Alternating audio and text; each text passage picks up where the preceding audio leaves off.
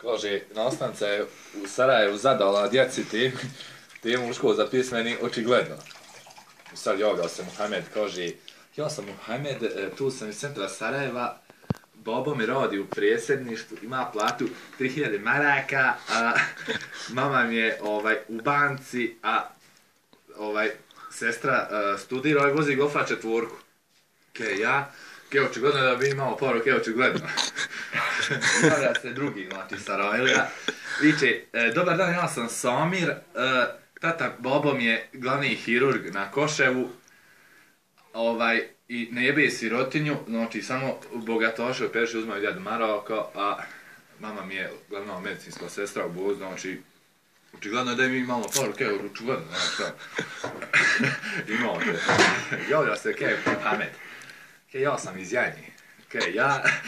Imamo kuću na Kobiljoj glavi gor i držimo 10 ovaca. Kaže, i držimo 10 ovaca, a i mene Nina ševala. Svako jutro kad ustane da pusti ovce. Po jednu ruku stavi Die Deutsche Zeitung, a po drugu Washington Post. A pošto Nina ševala, ne znam ni njemački ni engleski, očigledno da ide da sere, očigledno.